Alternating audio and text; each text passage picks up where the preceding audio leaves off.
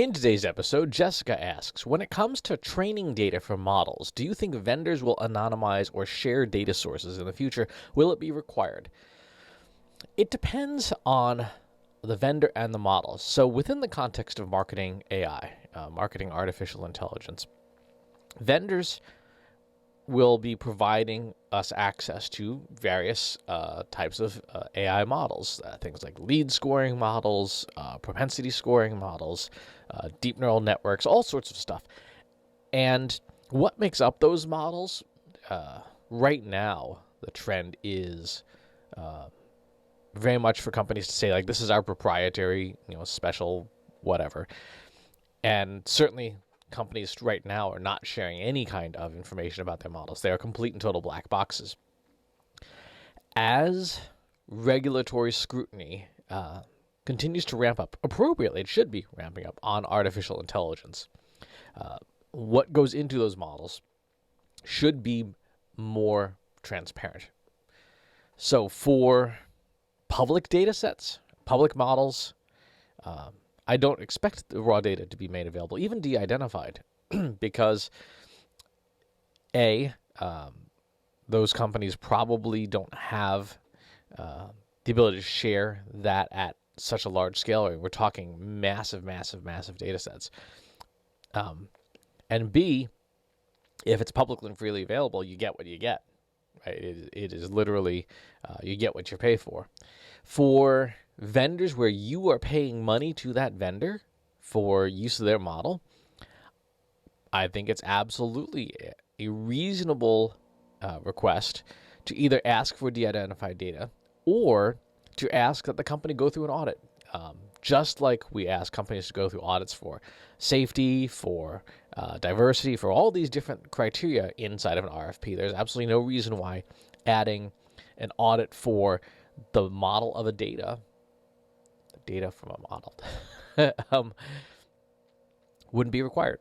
To be able to say, okay, I want you, auditing firm, KPMG or whoever, to inspect the data, make sure it's appropriately representative, and free from a specific list of biases. If you were to take the list of protected classes and say, okay, you're going to, auditors, you're going to go through and inspect the data to ensure that the model is free from unfair biases along these protected classes. And you give them the list of biases that you're looking for, things that are legally prohibited, all those protected classes: age, gender, race, veteran status, disability, gender identity, sexual orientation, religion, etc.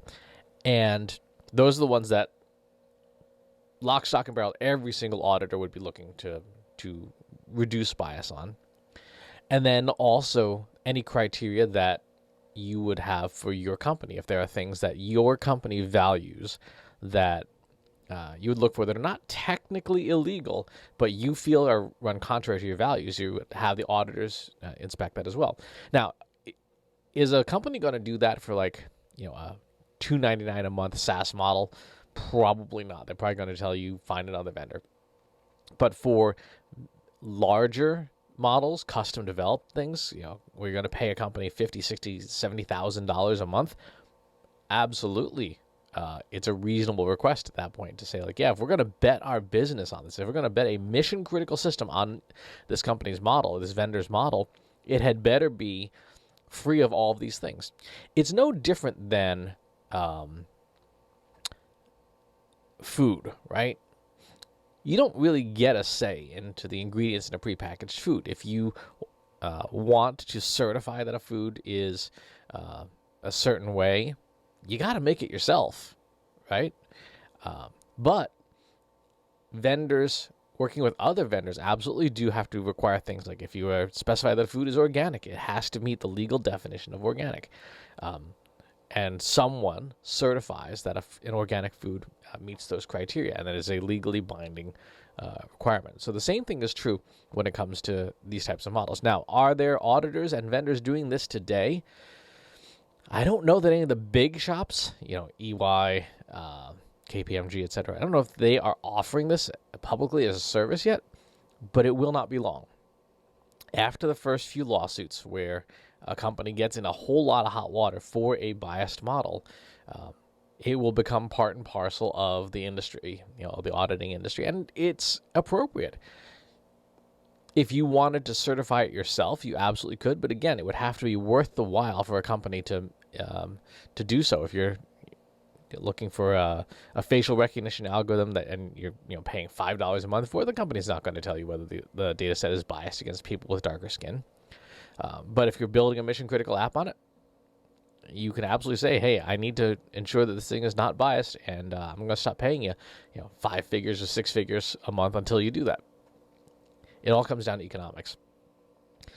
When it comes to your company, if your company is building models of your own, plan and build your models with the assumption that you will be required to, at some point, disclose de-identified versions of the data. You obviously have to protect user privacy. You obviously have to protect people's identities, especially around protected class data and personally identifiable information.